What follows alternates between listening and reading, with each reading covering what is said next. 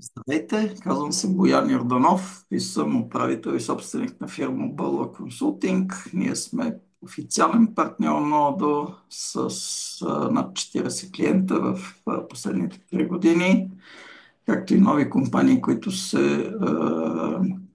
в процес да станат наши клиенти. Занимаваме се с решения за по-ефективен бизнес. Днес сесията е на български язик, ще бъде записана и тези от вас, които не можаха да се включват, ще могат да се наслаждават на този запис. Така, за какво ще си говорим днес? Ще си говорим за бизнеси, които са свързани с неправителствени организации с нестопанска цел. Това са фундации, асоциации, читалища, културни центрове, а, с благотворителна, с екологична насоченост и различни младежки и спортни клубове.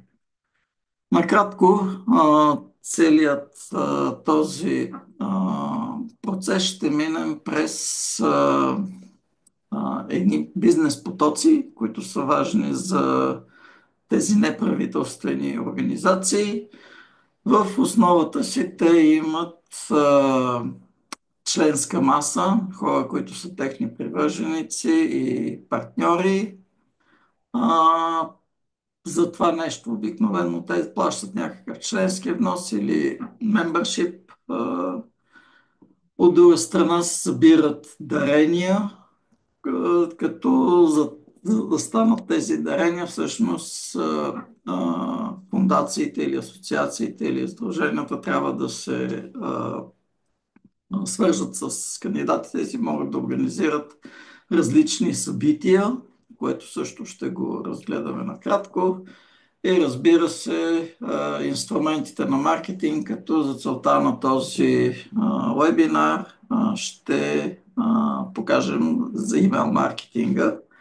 И ако има въпроси, ще покажа и други инструменти на маркетинг.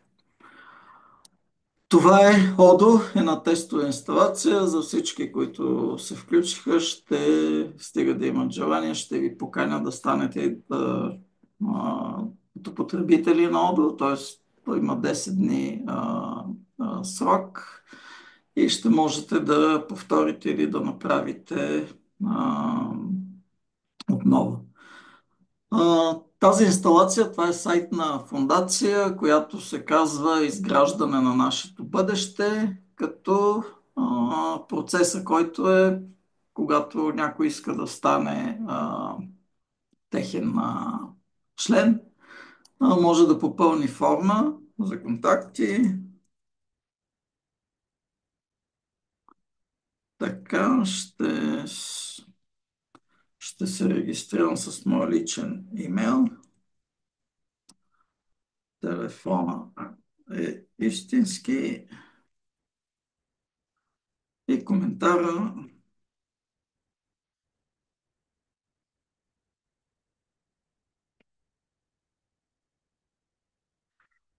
Опс, ако не сме на кирица.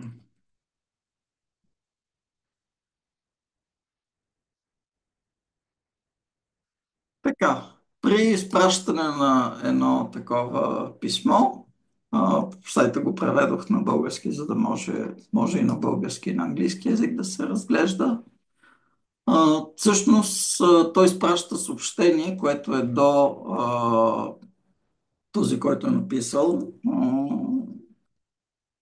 е попълнил формата. Да видим дали ще дойде. А отделно в самото ОДО това влиза като в CRM-а, като потенциална продажба, която може. Ако звъннем на Боян личен, ще можем да се чуем. Той наистина е заинтересован да стане член на нашата фундация, да има членска карта и можем да направим оферта за него, като в продуктите, според тази инструкция, която това е готова настройка. Клиент е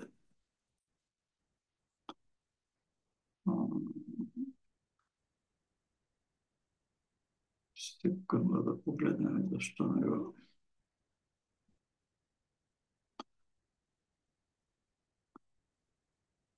Така, всъщност трябваше да си вземе имейла.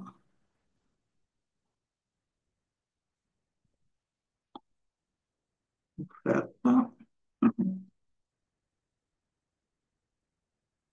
Добавим имейла на Боян. И когато изпратим тази оферта, като членство за 600 лева членството, като това е годишен, това е във вид на абонамент. Всяка година това членство ще се поднови и съответно ще изпрати напомнячка, че трябва да се поднови и ако не се прекъсне, ще изпрати съответно поръчка за да се случи това нещо. Като я изпратиме по имейл, всъщност имаме опция за различни темплейти, които са. И този темплейт, който ще бъде с този формат за изпращане на оферта а, за членство.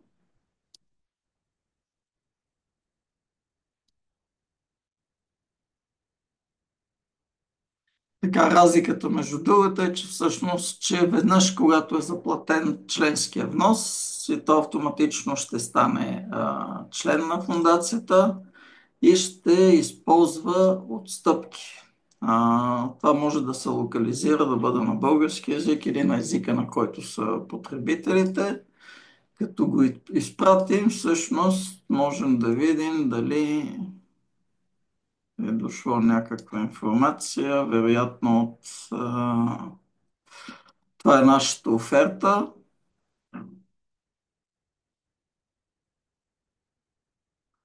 която можем да видим във вид на PDF. Също може да бъде с логото на фундацията на български език с всичките детайли.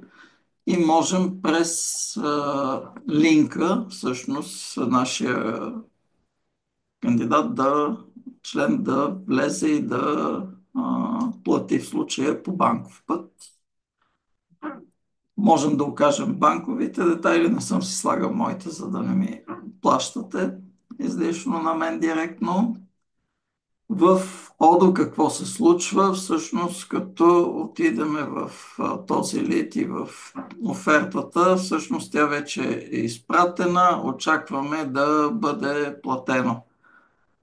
Когато плащането дойде, всъщност ние можем да я потвърдиме и да издадем и фактура на този наш потенциален член, който вече всъщност става член с съответния номер.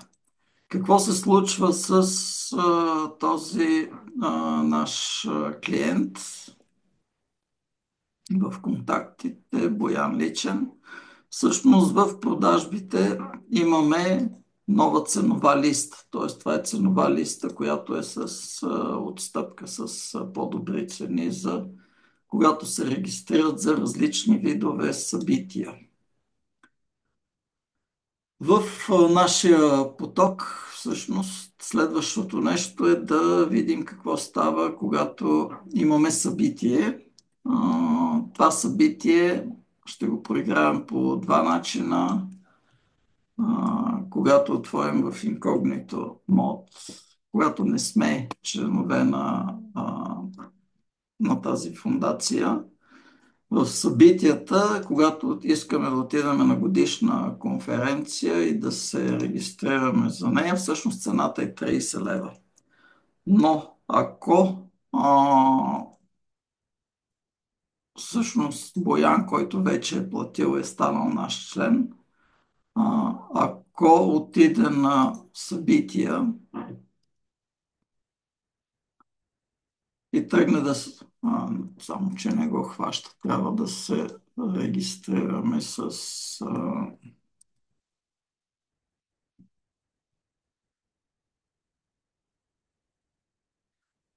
по-скоро а, да настроите парола, изпращаме я, а това е в инкогнито мод.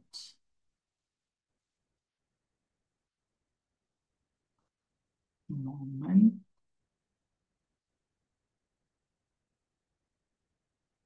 Така, така, ако отидем на събитията, тук вече е лог, а не е логнат. Боян, sign in.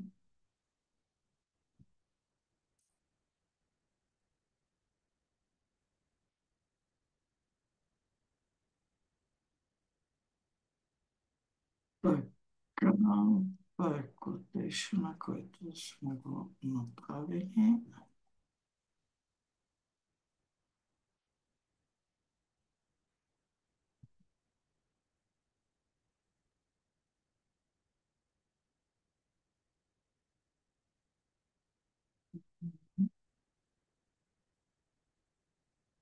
Така, паролата ще направим лесна някаква.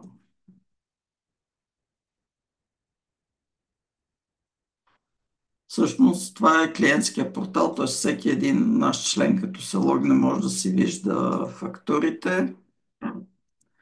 Може, както ви казах, при новата ценова листа, след като е член, той ще ползва отстъпка. Обаче защо не я отбелязвах? Тук ще го погледна.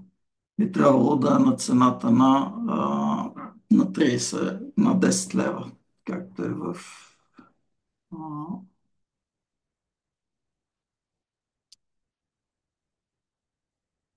Paying Member.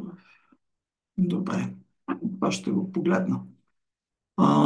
Какво друго може в работния поток? Всъщност много важно е една фундация да събира дарения, като членовете на фундацията могат да го направят през дарения, като може да се избере или конкретна сума с някакво описание, или пък да е някаква сума, която те преценят, че искат да дарят на нас. Това минава през функционалността на онлайн e-commerce сайт. Страната е България и всъщност можем да му създадем поръчка, с която той да я плати и да финализира плащането. Като с това нещо той може да види всичките поръчки, които са за тези 120 лева. А ние от наша страна в бек офиса в а, продажби може да видим поръчката и а, след като е получено плащането, да му създадем фактура и да му я потвърдим. Така. В общи линии това са основните потоци, които ще разгледаме. Какво можем да направим като собственици на фундация, когато имаме събитие. Така,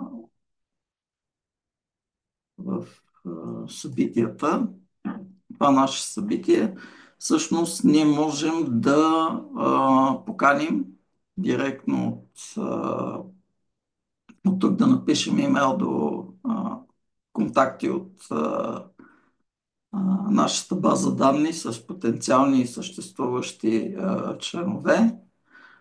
Можем също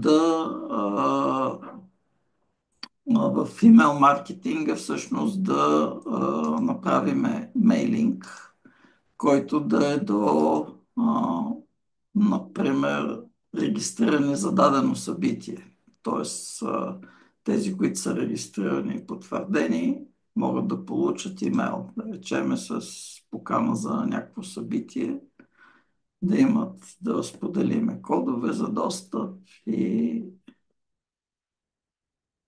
така.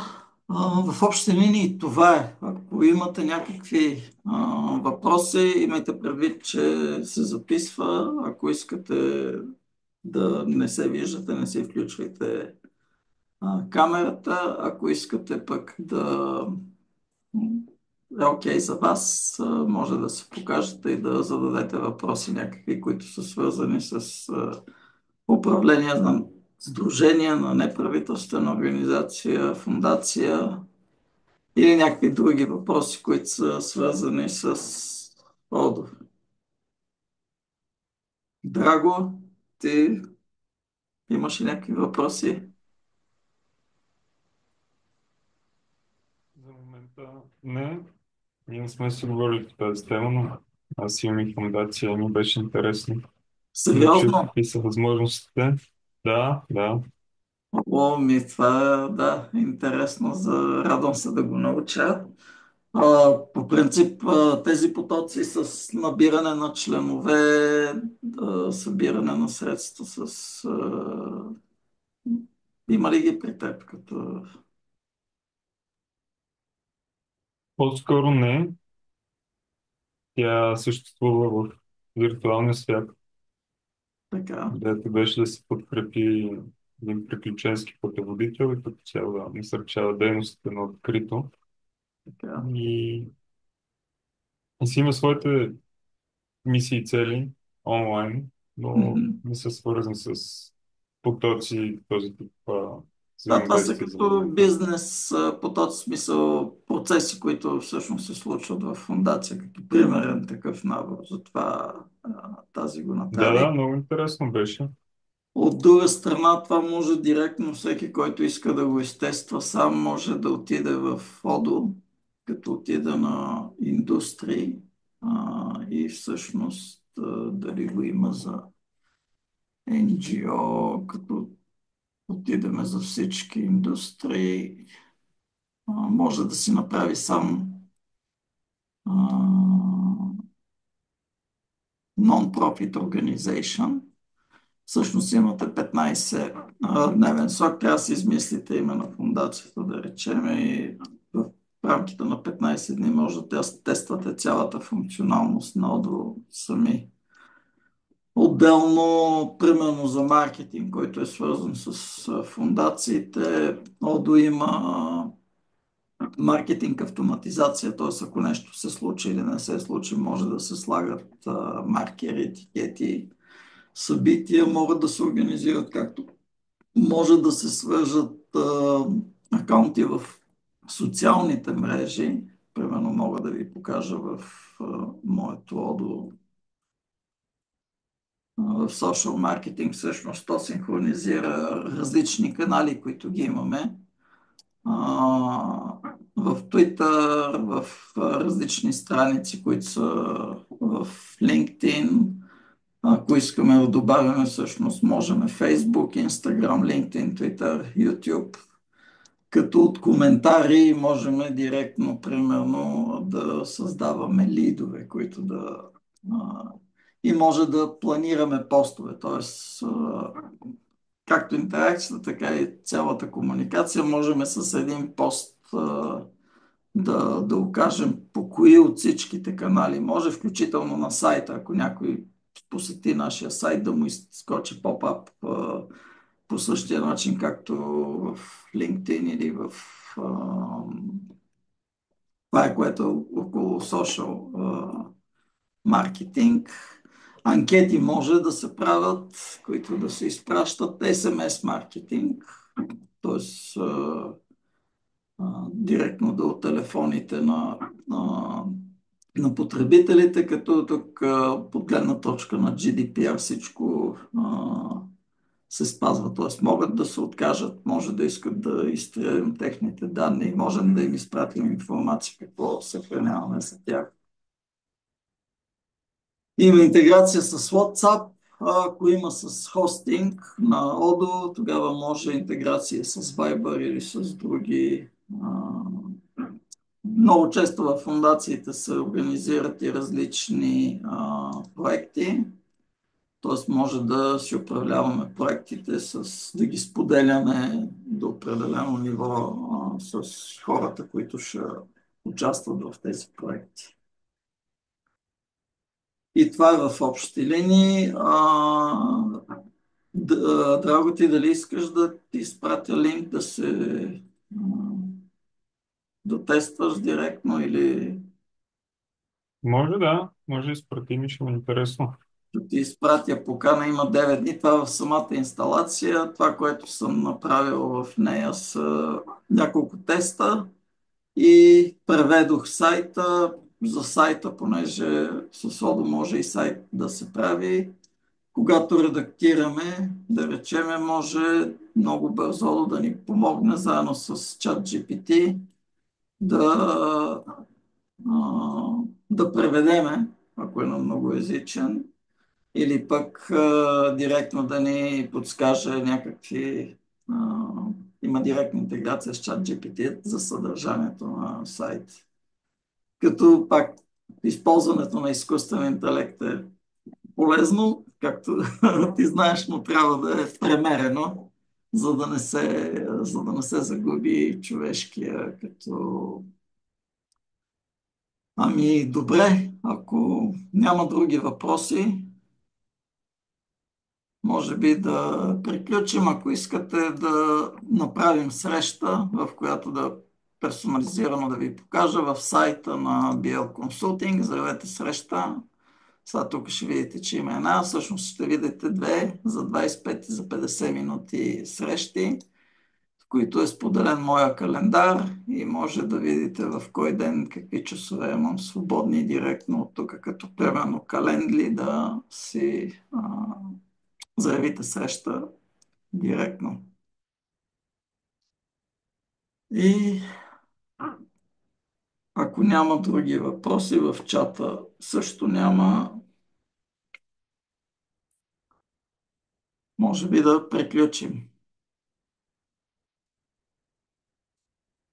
Благодаря. Другата седмица имаме ново събитие, което е на биоконсултинг, като там ще говорим за неща, които са свързани с здраве и с спорт. Само да се отвори.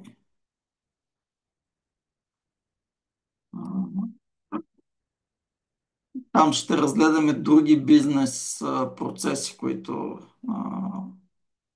са свързани с този тип дейност за фитнес, спорт и здраве, като